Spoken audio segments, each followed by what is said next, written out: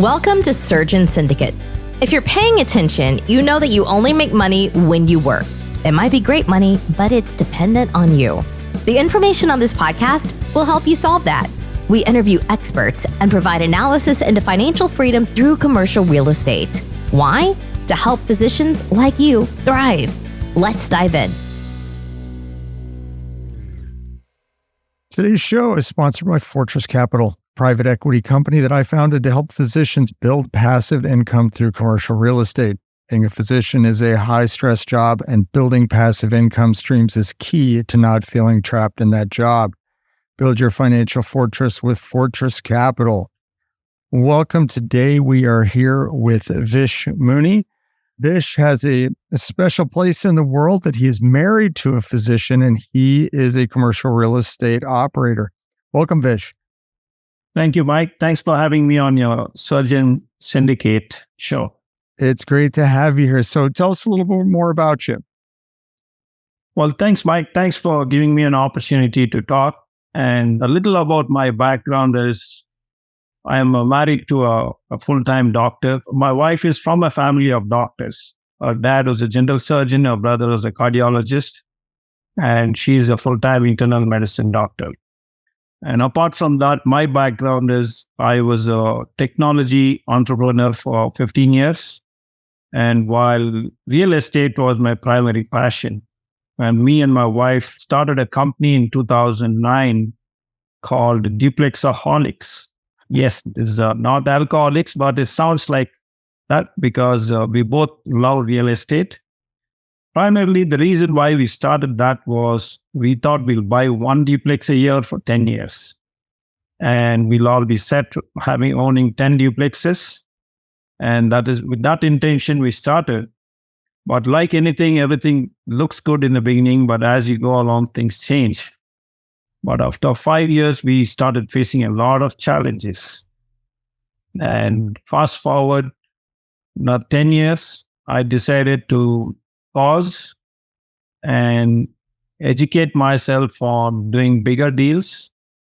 And now I'm full-time into being a commercial real estate investor.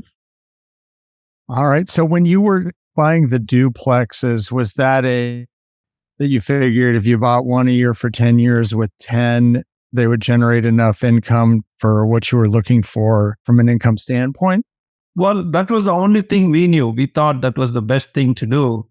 And we got excited with the very thought of a duplex. Instead of having a 100% vacancy if a single family tenant leaves. But we thought we'll at least balance the risk by at least having 50% occupancy or 50% vacancy. And little did we know that there is multiple ways and 1,000 ways to do real estate. Isn't it amazing? But if you hadn't done the duplex, you wouldn't have gotten to where you're at now. It's kind of, you jump in and you get going, and then you start to see other things that go, oh, maybe that's a better way. And you kind of work your way through it. Right. Yeah, that's what happened. I tell people, that 10 years from the school of hard knocks, that 10 years taught me what not to do and how that 10 years time was a lot of time. I made a lot of mistakes, but did that mistakes make me a better person? Yes. Did I learn from it? Yes. That was the most expensive learning experience I've had in 10 years. You said both you and your wife were interested in it. Did you have family members or previous exposure to being a landlord or real estate? Well, I grew up in India, and my grandfather was a real estate investor, and he is buy and hold. He built all the properties by himself in the sense they were all ground up construction. At one time, as a family, we owned 30 rental properties in India, and we self-managed all that. But doing business in different parts of the world comes with different challenges. And we still own a lot of real estate in India. So I'm the third generation real estate entrepreneur. Okay. And we did have some experience, but as you go along, things change. How you do business change because you become a more educated investor and things change. You got to go with different cultures, different technology, different regions, different tax structures. So were the places that your family owned in India residential properties? Yes, yeah, they were all residential except for one property, which was a commercial property. And right now, that commercial property, they still own that property after 50 years. Can you believe it? 50 years. And then you can imagine, even if you are paid 1/10 of it, it's paid off long back. And it's still cash flowing. It's almost like a family heirloom now. Right, yeah. It's like the grandfather clock. You My grandfather, have to keep it. yeah, so he was my first mentor. And when, like anything, if you get it for free, you don't add too much value. And I did not realize till I came to United States that my grandfather was mentoring me all along. Oh, that's awesome. Did your wife have any background in real estate, or? My wife, she did have interest in real estate, but she was more academic. So she was all the time into being a good doctor, and because her father was a general surgeon. And so she grew up in a family of doctors and academics. Her parents did own some real estate at one point, but they were not fully into it. Okay. So you came into it with a little bit of background, and you're aware of the doctor mindset from your wife and your family, and her family. What would you say to a doctor's coming into it and they've been in that, go to school and work mode and have no exposure to real estate? What advice would you give them for getting started? Well, first and foremost, I need to thank every doctor in the world who's taken so much of their time from the personal life and from the career to be so passionate about taking care of people. I need to thank them. And the next is, what advice would I give them is to diversify their time, because since you already put in so much of time and you're so dedicated to patient care, and you don't realize you're slowly burning yourself out working so hard. And every time my wife gets back home, she's more exhausted. It's like she's run a marathon every day. And mentally, it is extremely challenging because and I'm sure I can relate it to a lot of doctors, they feel bad that they're not able to spend so much quality time with their loved ones, with their parents, with their spouse, with their children, and they're missing out on all the special events. I mean, money is one factor, but the money is not getting them back their time. What they need is more important. And that is why I tell people, it's okay to have that passion, absolutely nothing wrong, but you need that money coming in when you're not working. You need the time. So that is my most important suggestion. Learn another skill.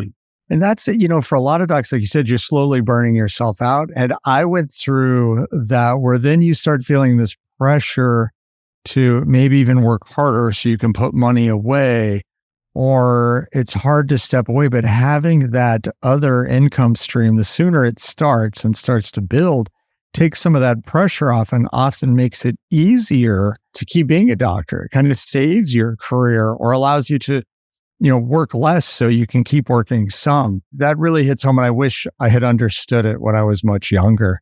Right. But I have a different mindset as a professional. I mean, we all think that what we are doing is the best. We don't need to learn another skill. That one has to change. The first is acceptance. You got to accept that you need another skill. You need another stream of income. That is the first step. And the next is, even if you want to change, what is it which is sustainable, and what is it where it is still working when you're sleeping or when you don't feel like getting up, or sometimes you really need that extra 2 hours of sleep, or sometimes you fall sick, a normal human beings. I mean, you need to go watch your daughter's game, your son running. Now, special events in life are not going to wait. And is the money working hard for you while you are spending time on all these things? Yeah. And you hit this point where all of a sudden, my kids are both finishing high school, and you look back and you go, how many things did I miss? I wish I would have been there for. So you spend a lot of time around doctors. How do most of the doctors react to when they hear about you and your wife's involvement with commercial real estate?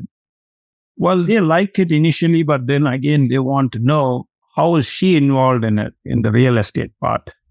But she's slowly getting into it, but she analyzes properties with me. She does the property tours with me, but she's waiting for me to step up and And once we get to a point of we are at 70% of our passive income freedom, financial freedom goal, and then she's going to step back. So right now, I need to thank her for supporting me in my investments. But yes, her friends are interested in knowing what she's doing and how she's doing and how me being in real estate full-time is helping her and what is she learning. So she's slowly educating them. And I also tell them, you don't need to leave your job. You can just take a step back and slow down. You can, if you're passionate about taking care of your patients, you don't need to leave them high and dry. You can, instead of working 10 hours a day, you can work for 6 hours a day and spend the rest of the time learning a new skill. And it's easier to be passionate when you can do it on your schedule. If you have to go work 10 hours, but you'd rather work 6, sometimes hard to be passionate for 10 hours. Right. Yeah, exactly. So you say that she's supporting you, but it's interesting that, the time you're putting in is supporting both of your future. And I think it's a great symbiotic relationship. Well, it is. It all comes down to one is having a spouse who's a medical professional. And the biggest challenge is the relationships, because it's extremely stressful being a doctor. And I can relate to it. So I'm with it. I understand the pain. I understand the challenges. But on the flip side, if I don't care about her emotions, if I don't care about my spouse's emotions, if I'm all caught up only with my business, right? Like now I'm late for this podcast. The reason being because I had to go pick up my daughter. And if I was, I'm extremely passionate about what I do, but in the interest of time and interest of what I'm doing, if I had only told my wife or my daughter, why don't you take a Uber back? I can't come there to pick you up. The simple things could trigger a big fight. But it's nice that your schedule maybe has a little more flexibility to it. Right, yeah. So it all comes down to that. It all comes down to your relationships and how much you support each other and what is important.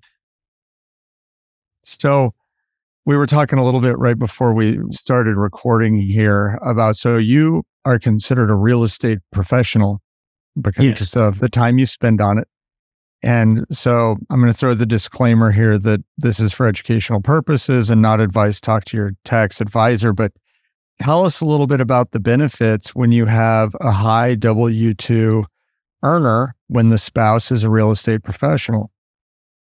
Well, Mike, I need to also say that this is only for educational purposes, and please do your own research.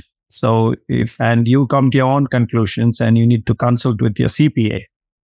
And so I'm not a tax professional. So what I feel as a real estate professional, I should be spending X amount of time on real estate related activities, and it has to be a material participation. I can't be reading about real estate and say I'm a real estate professional. So what I meant by material participation is I need to walk the properties. I need to physically go visit the properties. I need to talk to the contractors.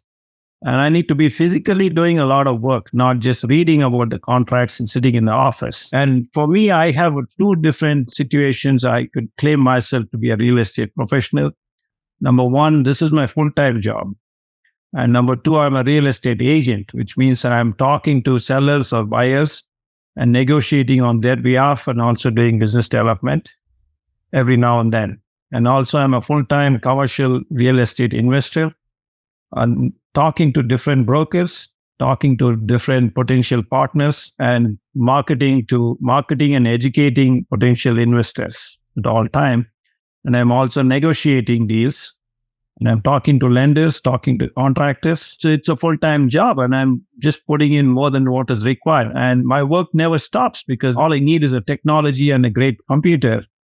And I don't need a time. I don't have a specific schedule. So that is why it makes it a lot easier to put in more time for me. For me, because my wife's not a real estate professional, all of the tax benefits of commercial real estate, most of that being depreciation of property, can only benefit me from a tax standpoint for other capital gains. And again, this is in more detail, talk to your tax professional. But what if the other spouse is a real estate professional? Now those W-2 earnings of the high W-2 earner, the depreciation that's normally a capital depreciation can actually go against that W-2 income. So it has this magnified effect in situations where you have a high W-2 earner and a real estate professional in one relationship. Yes, you offset one losses against another income. And only if you're a real estate professional, you can do it, because you can't just take your passive income or passive losses and do it if you're not a real estate professional. You can't just do one deal and say, I'm a real estate professional. But if one spouse is doing the extra, picking up the kid from school, the stuff that's hard to do as a doctor, but with a more open schedule as a real estate professional, the impact that has on tax savings can be substantial. And I wish it was something I knew about 20 years ago. Over time, that really can be a big multiplier.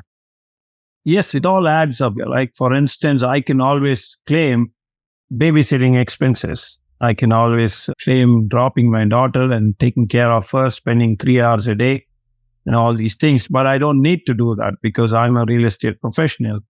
I don't have a set schedule, but I need to show so many hours at the end of the week or at the end of the month, and which I do by default anyhow. So this is an ongoing learning experience, because 10 years back, nobody knew what is real estate professional. And we learn as we go along. And the more real estate we do, the more we're learning about the terminologies and how things can be applied to our real estate investing. And this is when I tell people that when I first asked my accountant about it, they had no idea. And I say, ask your accountant. If your accountant doesn't know, go find an accountant who's well-versed in real estate investing so they can help you find all the benefits that go with it. Right. Because I tell people, see, as a medical professional, you guys work really hard and you need a break. You need a downtime also. And it's sort of challenging at times where you're on call, the weekends and holidays, and you're still going on holidays with your laptop, with your pages, with your phones. And you're physically there, but you're mentally not there. But at the end of the day, it all comes down to how much you are in it. Because when you go on a holiday, when you go to a restaurant to eat, you're not there physically. You're physically there, but not mentally there, because you're still worried about certain things. And these are the little things which all add up. And so that is why it is equally important. I mean, people would say that, real estate, I don't know anything. I have the money, but I don't have the time. But that is where the education comes into place. So how you can still benefit from real estate being a passive investor. And that is why I feel educating yourself is more important before you decide which real estate. And everybody's looking at things, what alternative incomes is different. And education is the key. That is my primary goal, is to educate people and find out what is their biggest why. Why do they need an alternative income? Why aren't they happy? If they're not happy, why are they not happy? Why do they need other income? So you said you started out with duplexes and then moved on. What was it that drove you to move on past duplexes? Well, what really happened is after 5 years, we had a good portfolio of duplexes, fourplex, and single-family homes. And the lenders started telling us, wait a second, I think we're giving you too much money and you put in very little money and you own a lot of real estate. So I think we need to put brakes on this. And we want you to, most of them are maturing and balloon. I had to pay them back and I didn't have the money. And I started getting into creative financing, that is 0% APR on credit cards and the business line of credit. And I had maxed out all these things. And after 6 or 7 years, and all these brokers, all the real estate brokers, were showing me and my wife deals about apartment complexes, 100 units for $1 million or $2 million. I was looking at her and asking, wait a second, this looks interesting, but I don't know what to do with this offering memorandum. I don't even know where to start. leave alone what to look for. And then where am I going to get this money from? $2 million. I don't have that.